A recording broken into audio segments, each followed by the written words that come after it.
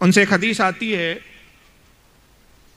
کتب حدیث میں، جس کے الفاظ یہ ہے کہ ان ام سلمہ رضی اللہ تعالیٰ عنہ ان رسول اللہ صلی اللہ علیہ وسلم کان یقول،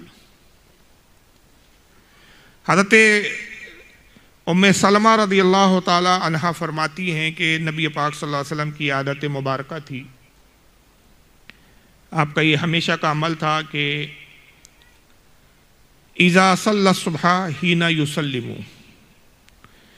کہ آپ اس وقت یہ جملے کہتے کہ جب آپ صبح کی نماز پڑھ چکے ہوتے اور صبح کی نماز کا آپ سلام پھیرتے تو اس کے بعد یہ الفاظ آپ دعا کے طور پر اللہ کی بارگاہ میں عرض کرتے۔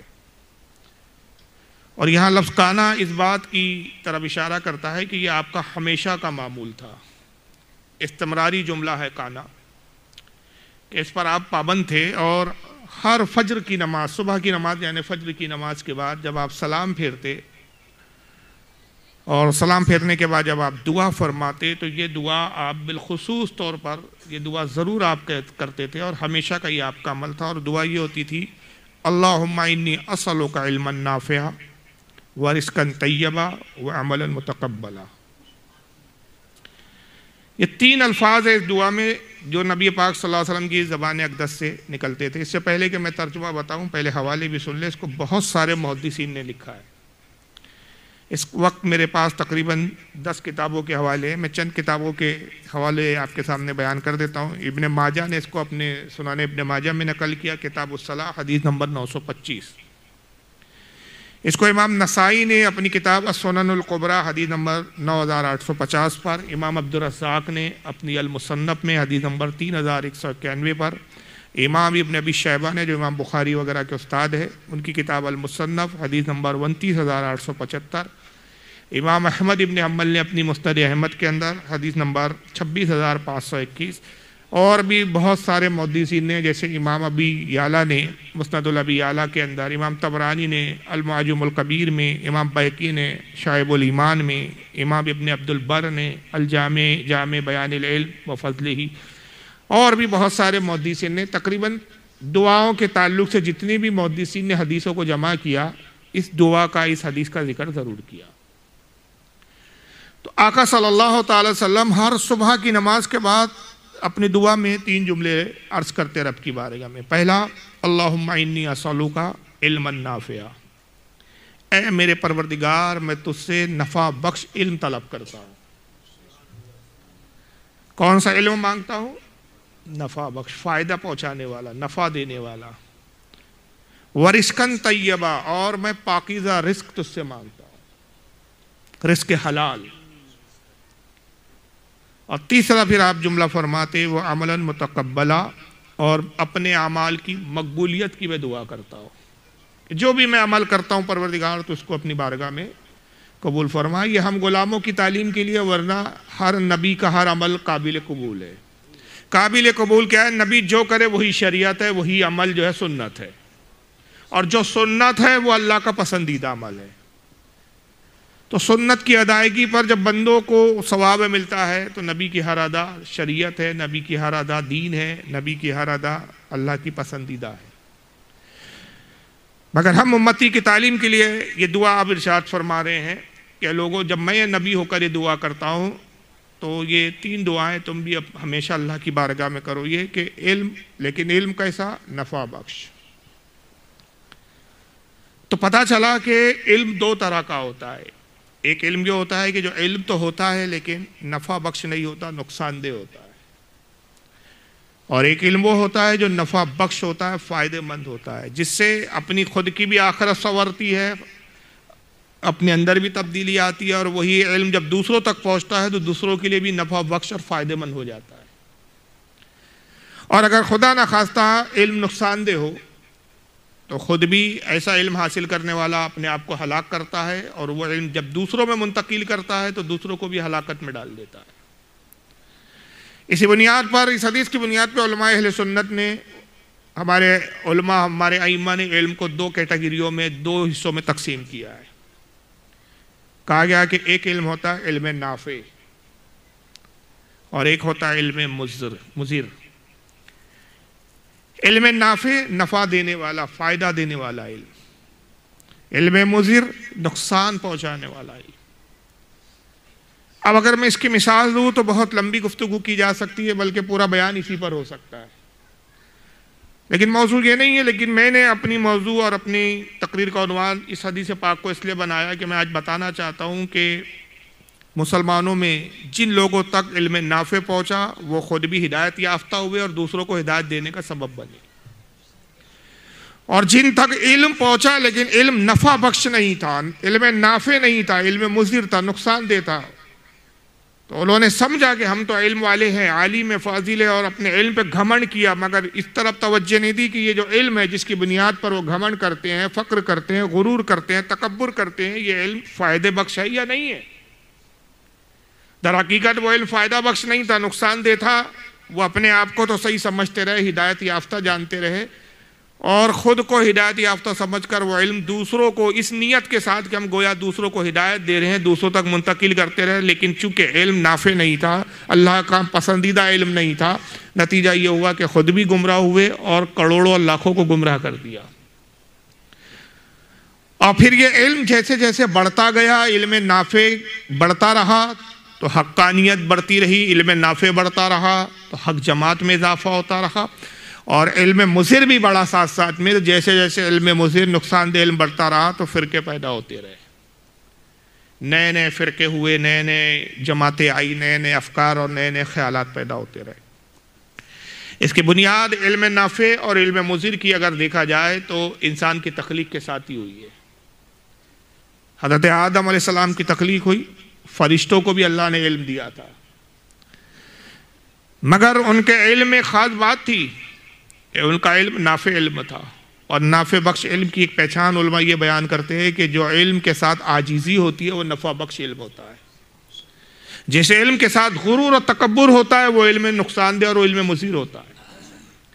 فرشتوں کو جو اللہ نے علم دیا اس میں عاجزی بھی تھی، انکساری بھی تھی، لیکن ان سب کو پڑھانے والا ایک تھا جو معلم الملائکہ کہلاتا تھا، فرشتوں کا استاد کہلاتا تھا، علم اس کے پاس بھی تھا، مگر اس کا علم مضر تھا، اس کو اتنا گھمنڈ ہوا کہ میں فرشتوں کو پڑھاتا ہوں تو مجھ سے بڑھ کر کوئی جاننے والا نہیں، مجھ سے بڑا کوئی سمجھنے والا نہیں، مجھ سے بڑا کوئی عالم نہیں۔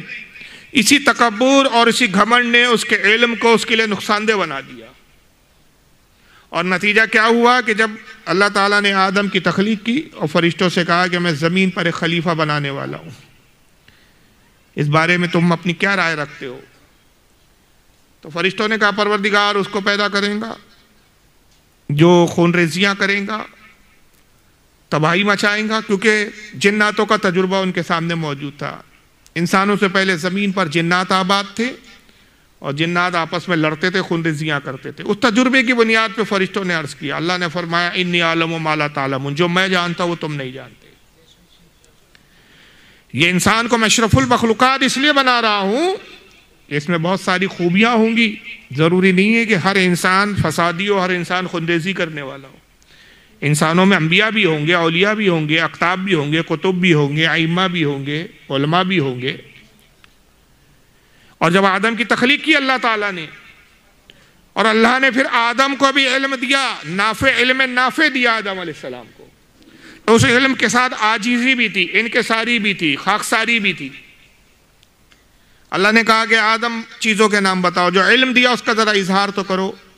آدم علیہ السلام نے جب اپنے علم کا اظہار کیا تو فرشتوں کو احساس ہوا کہ آدم کے پاس جو علم ہے وہ ہمارے پاس نہیں ہے، ہم سے بڑھ کر علم جاننے والے آدم ہیں۔ فرشتوں نے عاجزی کی، اور کیا کہا؟ یہ جملے ان کے عاجزی پر مبنی تھے جس کو قرآن نے بیان کیا، پارہ نمبر 1 سورہ بقرہ آیت نمبر 32، قالوا سبحانک لا علم لنا الا ما علمتنا انک انت العلیم الحکیم۔ انہوں نے کہا، بولے کہ پاکی ہے تجھے، ہمیں کچھ علم نہیں مگر اتنا جتنا تو نے ہمیں عطا کیا۔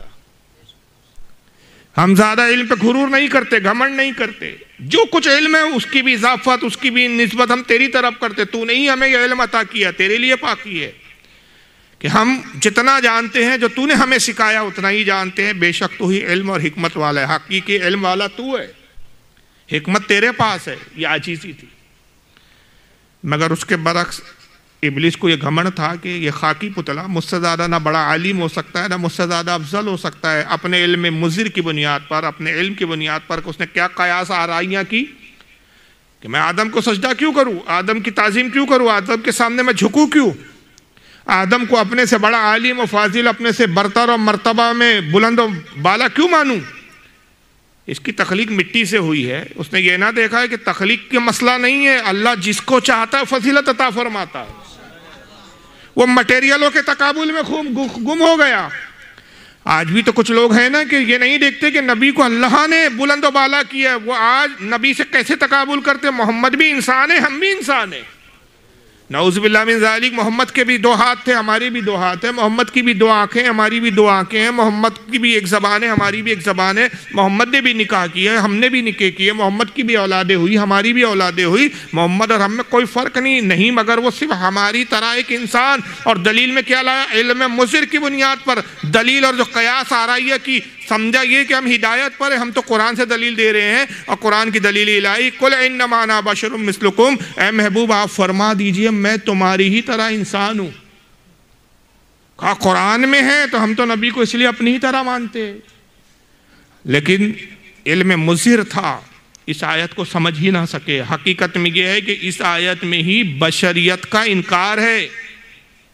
جس کو یہ انسان اپنی طرح انسان کو سمجھنے کی دلیل لے رہے، ہم رسول اللہ کو بشر تو مانتے مگر اپنی طرح نہیں مانتے. ہم کس طرح مانتے؟ بے مثال بشر مانتے ہیں، سب سے بلند و بالا بشر مانتے ہیں. ان کی بشریت کا بھی عالم یہ ہے کہ ان کی بشریت کا یہ عالم ہے کہ آپ اپنا لعاب نکال دیں، یعنی اپنا تھوکے مبارک دے دیں تو اندھوں کی آنکھیں بھی نہ ہو جائے. آپ بشر ہیں مگر کیسے بشر ہیں کہ سفر فرمائے تو معراج کا سفر پل بھر میں کر کے آ جائے. آپ بشر ہیں مگر کیسے بشر ہیں کہ حضرت قتادہ کی آنکھ جب جنگ میں نکل جائے اپنا لعاب آنکھ میں لگا کر آنکھ میں لگا دے تو گئی بھی آنکھ واپس آ جائے. آپ بشر تو ضرور ہیں مگر کیسے بشر ہیں کہ اگر جب کسی صحابی کا ہاتھ تن سے جدا ہو جائے اپنا لعاب لگا کے ہاتھ جوڑ دے تو پہلے سے بھی زیادہ مضبوط و سالم ہو جائے. جب آپ کے تھوک کا ہم برابری نہیں کر سکتا آج کا انسان تو مصطفیٰ کی ذات کا کیسی برابری کر سکتا ہے. لیکن انہوں نے قرآن کی دلیل کو کہا کہ دیکھو قرآن میں تو آیا ہے نا قل انما انا بشر مثلکم، لیکن سمجھے نہیں کہ مثلکم میں ہی تو سارا راز ہے. اللہ نے یہ نہیں فرمایا محض کہہ دو میں ایک بشر ہوں، بلکہ کہا مثلکم تمہاری طرح. یہ تمہاری طرح میں ہی تو راز چھپا ہوا ہے. اس پر اگر غور کر لے تو جانتے کہ مصطفیٰ کی بشریت اور ہے، ہماری بشریت اور ہے. اب میں اس کو مثال یہ دوں کہ میں آپ سے کہوں کہ فلاں صاحب کی طرح دکھتے ہیں، اس کا یہ مطلب نہیں ہے کہ یہ اور وہ دونوں ایک ہے. ظاہراً دکھتے ہیں لیکن ان کی حقیقت کچھ اور ہے. اگر میں کہوں کہ بھائی فلاں صاحب کی میں نے ملاقات کی، ان کو دیکھا تو فلاں صاحب کا چہرہ حضرت سے ملتا ہے، حضرت کی طرح دکھتے ہیں، حضرت کی طرح ہے، تو حضرت تو نہیں ہے، حضرت کی طرح ہے. طرح ہونا اور ہوتا ہے، خود حضرت ہونا اور ہوتا ہے. مصطفیٰ انسان کی طرح انسان نہیں ہے. حقیقت کیا ہے؟ قد جاءکم من اللہ نور، تحقیق کہ اللہ کی طرف سے تمہاری طرف ایک نور آیا. حقیقت تو نور ہے مصطفیٰ کی. لیکن ابلیس نے یہ بنیاد رکھی کہ نبی کے مٹیریلوں کے تقابل کی بنیاد پر اپنے آپ کو اس نے نبی سے فوقیت دی. کہا کہ آدم مٹی سے پیدا ہوئے، مجھ سے کیسے افضل ہو سکتے ہیں. نہیں سجدہ کیا. تو اس کے علم میں کیا تھا؟ غرور و تکبر تھا، عاجزی نہیں تھی. فرشتوں کے علم میں عاجزی تھی، انکساری تھی، جھک گئے، خاکساری اور عاجزی کا اظہار کیا. مگر ابلیس کے علم میں جب گھمنڈ تھا تو قرآن خود اس کو بیان کرتا، ابا واستکبر وکان من الکافرین. غرور کیا، اللہ فرماتا ہے گھمنڈ کیا اور ہو گیا کافروں میں سے. تو پتہ چلا کہ جب علم پر ہی اگر آدمی کو جب غرور و گھمنڈ ہو جاتا ہے تو یہ علم اتنا نقصان دہ بن جاتا ہے کہ بعض اوقات کفر کی طرف لے جاتا ہے. اور جب علم کے ساتھ عاجزی اور انکساری ہوتی ہے وہی علم ہدایت کا سبب بن جاتا ہے، اور اسی علم میں جب عاجزی ہوتی ہے تو کوئی وقت کا امام اعظم ابو حنیفہ بنتا ہوا نظر آتا ہے، اسی علم میں جب عاجزی ہوتی ہے تو کوئی وقت کا غوث اعظم بنتا ہوا نظر آتا ہے، اسی علم میں جب عاجزی ہوتی ہے کوئی خواجہ غریب نواز بنتا ہوا نظر آتا ہے، کوئی مخدوم سمنہ بنتا ہوا نظر آتا ہے، کوئی امام احمد رضا محدث بریلوی بنتا ہوا نظر آتا ہے۔ تو عاجزی بڑی شرط ہے۔ آپ تاریخ کا جائزہ لے لیے، آج تک جتنے بھی فرقے بنے اس کے پس منظر میں اگر آپ جائیں گے تو علم کا گھمنڈ نظر آئے گا۔ غلطی ہو گئی، رجوع نہیں کیا، غلطی ہو گئی، نشاندہی کی گئی کہ آپ سے غلطی ہو گئی، توبہ نہیں کیا۔ اور آج تک جتنے بھی فرقے بنے، میں بڑی ذمہ داری کے ساتھ دلائل کی روشنی میں عرض کرتا چلوں کہ ایک بھی فرقہ آپ ایسا نہیں دکھا سکتے جس فرقوں کو کسی جاہل نے بنایا ہو۔ ہر فرقے کا بانی کوئی نہ کوئی عالم رہا۔ کسی بھی فرقے کی آپ تاریخ اٹھا کے دیکھ لے، اس کا فاؤنڈر، اس کا بنانے والا، اس کی بنیاد رکھنے والا، اس فرقے کو وجود دینے والا علم والا رہا۔ اس کا دعویٰ رہا کہ میں اہل علم سے ہوں، مگر علم عاجزی نہیں تھی، نقصان دہ علم ہو گیا، علم مضر ہو گیا، اور نتیجہ یہ ہوا کہ اس علم میں ایسے عقائد اور ایسی باتیں پھر داخل ہو گئی کہ جس نے اس شخص کو اسلام سے ہٹایا، کفر کے دلدل میں لے گیا۔ اور پھر جن لوگوں نے اس کی پیروی کی، جن لوگوں نے اس کی اتباع کی، پیروی کی، وہ بھی اس کے ساتھ گمراہ ہو گئے۔ تاریخ اسلام میں آپ کو بتاتا چلوں کہ سب سے پہلا جو فرقہ پیدا ہوا تھا وہ تھا شیعہ فرقہ، اہل تشیع جس کو کہتے ہیں۔ درمیان میں ایک وقت یہ گزرا، ابتدا میں بڑے زور و شور کے ساتھ وجود میں آیا، مگر پھر ہمارے اماموں کی محنت کا ثمرہ اور نتیجہ یہ ہوا کہ یہ فرقہ گویا ایک گمنامی کے اور پوشیدگی کے جو ہے تہہ خانوں میں چھپ گیا۔ مگر کچھ عرصے سے ابھی ہم دیکھ رہے ہیں کہ یہ فرقہ پھر دوبارہ عروج پکڑ رہا ہے۔ سبب کیا ہے؟